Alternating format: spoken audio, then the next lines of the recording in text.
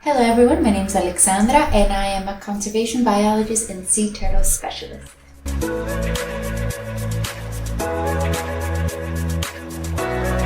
From as young as I can remember, I always loved animals and nature, and so I got involved as young as I could. At first, I didn't know what conservation was, so I thought that the only way I could work and help wildlife was by becoming a wildlife vet.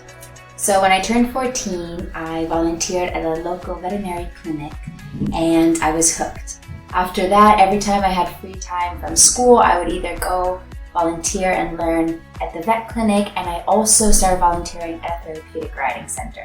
And at 16, I started volunteering at Attica Zoological Park as a zookeeper on the big cats, monkeys, and primates team.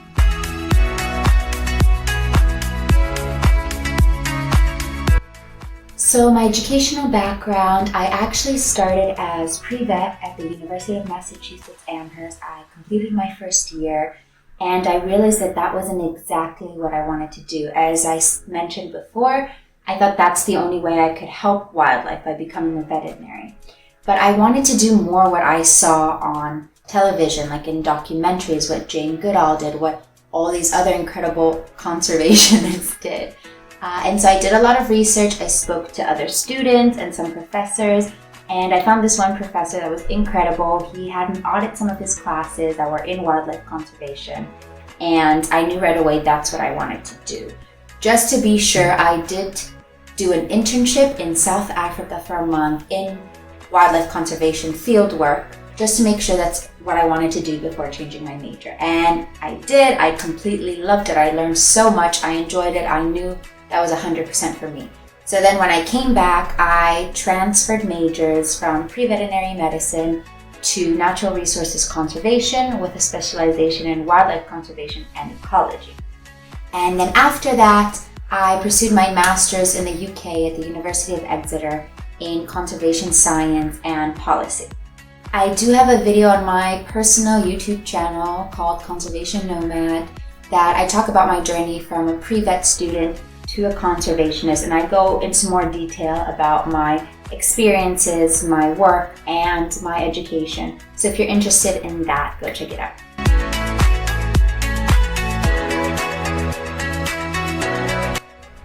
No, not at all. Actually, I had no intention of working in marine conservation. As I mentioned, when I was 16 years old, I started volunteering at Attica Zoological Park on the big cats team primarily. And those were the species I really loved and I really wanted to focus on, especially lions. When I was in my undergrad in the US, I also helped organize and gave a speech at the Global March for Lions at Washington Square, New York. And the topic was on canned lion hunting, what it was, what was going on, and how we could help. And so all my focus was originally on that, working with felines, especially lions, in conservation and rehabilitation. And it wasn't until after my studies when I returned to Greece and I worked at Anima, which was a wildlife rehabilitation center in Greece, in Athens. I got to work with Greek fauna, primarily birds and small mammals, where I found that I really enjoyed that work too, and that opened my horizons to, okay, maybe I want to explore working with other species as well. However, it wasn't until after my master's, and specifically my dissertation project, that I started exploring marine conservation and specifically sea turtles. Now that's because my dissertation was on demand reduction of sea turtle products in regard to the illegal wildlife trade. So after doing that research, which I really enjoyed, I decided, I should try and work with sea turtles, just see how that is, because having done research on it, I would like to have that experience as well. So I returned to Athens, Greece, and I started working with Archelon on their rehabilitation and education team. And I completely fell in love with sea turtles during that time. So it wasn't until, I would say, 2-3 years ago, which I decided that I wanted to focus and specialize in sea turtles.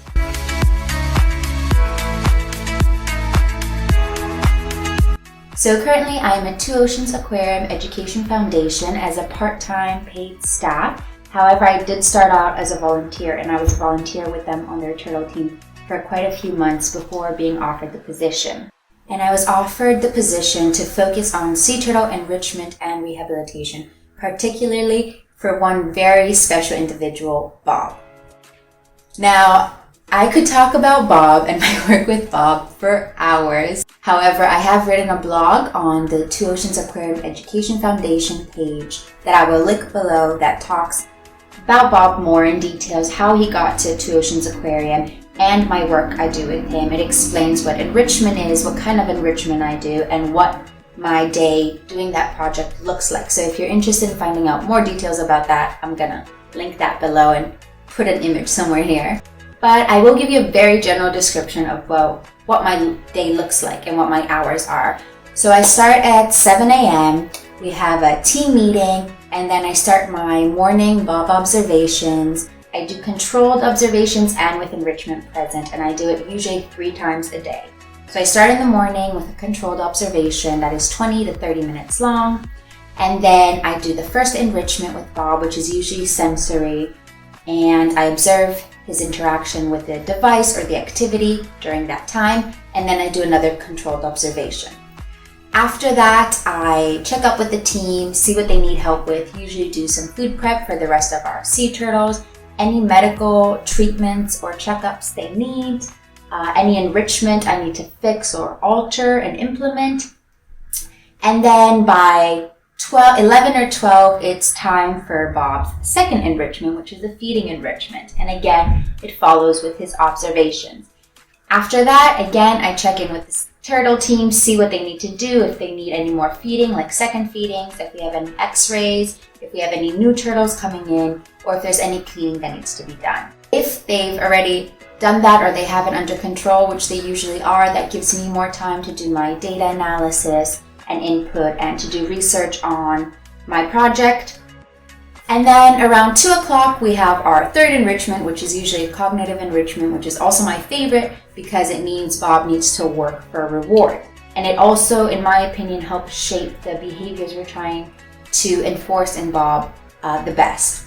So I always have lots of fun doing that. And again, it follows with observations. So I'm usually done with all his enrichments and observations by 3:30. And then after that, again, it depends. I'll check up with my team, see if they need help with anything. If not, again, data input, research, and anything else that needs to be done. And my day usually finishes between 4 or 4:30. However, that is a very general outline. The one thing I love about rehabilitation and conservation work, and I think work in general with wildlife, is that every day is different. So even though that's how a general day looks like, the chances of it actually going that way are very slim, because either we'll get a new turtle or we'll be having a vet visit and to do something special with some of our turtles, so we want to be involved with that. Or there's always lots of research projects going on, so we help each other. So it's always new, always exciting, and that's one thing I love, that there's no exact routine to work. Every day is a surprise.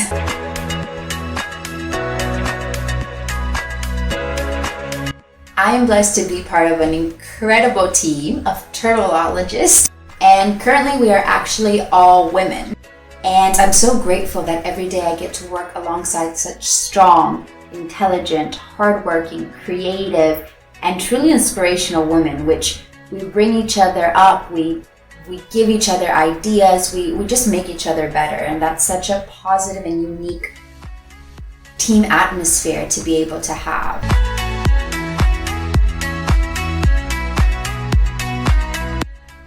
I'm not gonna lie, it is. We have many patients that don't make it, and we see a lot of horrific things that most of the time are out of our control. So it is really hard, and I am a really emotional person. I think a lot of people told me along the way that this is not a good career for me because of how emotional I am, and I wouldn't be able to take it, and it would bring me down. I disagree with that personally. I am really emotional, yes, because I am human. I have strong feelings and I care about my patients. But at the same time, I think that makes me stronger and more motivated to fight harder for the rest and to actually make a difference. So I don't think that's something that should keep you back. If you get sad, if you're emotional, if it's something you don't want to deal with or you can't deal with because it affects your mental health significantly, then yes, I totally understand. But if it's because others are telling you you won't be able to do it, don't listen to them.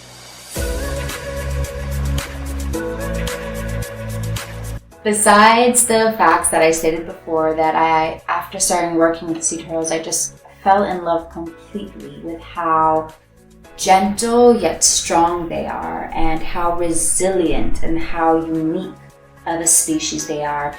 They helped me almost on a personal and spiritual level become the person I am, which might sound silly, but it's true. I also learned so much about the species and their habitats and how an important role they play in marine ecosystems. Because sea turtles are basically ocean ambassadors. They play a really important role in the marine food web and in maintaining the health of the world's oceans. So this was kind of my way of helping our oceans and marine conservation by focusing on this very important species, sea turtles.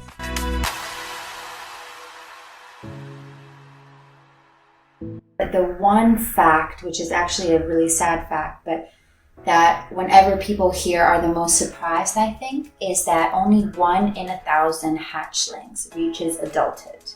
And that is because when they hatch, they are so tiny and they have so many obstacles to overcome, particularly predation, because anything and everything can eat them. Crabs, fish, seabirds, the list goes on. So it's really hard to be a hatchling and to be a turtle. That's why I said they're so resilient. And of course, us humans are not making it any easier for them. Coastal development, light pollution, ocean pollution, wildlife trade and harvest of sea turtles and their eggs, overfishing, entanglement, ghost nets. Those are just some of the threats that we humans have created and posed on sea turtles. And of course, let us not forget the ever-increasing threat of plastic. A recent study said that approximately 52% of sea turtles ingest plastic throughout their life. I am 1,000% confident that that number is much, much higher. Almost every turtle that comes in through our rescue center has ingested plastic, regardless of its age, adult, subadult, hatchlings. It is terrifying, and it is estimated that by 2050 there will be more plastic than fish in our ocean. So we have a lot of work to do. There's a lot that we humans are causing, and there's a lot that we humans need to change to help sea turtles and all our wildlife.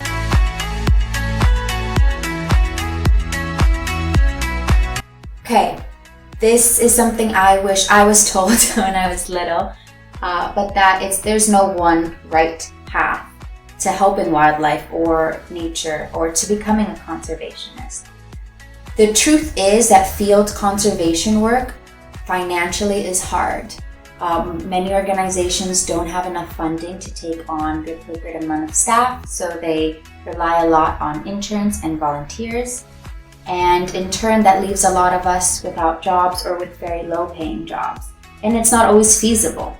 Also, as mentioned, it can be very emotionally draining. But there are so many other options that you can get involved with and work to save wildlife and our environment.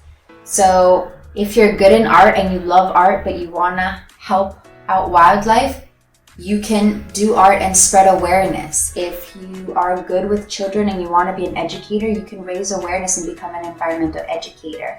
If you're good with people, you can be fundraising for organizations, or you can become a politician and make change. Policymaker, advocacy, sustainable businesses. If you're good at social media and you love it, you can help organizations spread awareness or help sustainable businesses get out the word so that people can make more sustainable and ethical choices. The sky is the limit, honestly, when it comes to conservation work. So I think it's important to remember that you don't need to be in the field to actually make a difference. I hope that was helpful and informational to you. If you have any other questions, please don't hesitate to contact me through my Instagram. It's @conservation.nomad. Thank you for watching, everyone. Have a glorious day.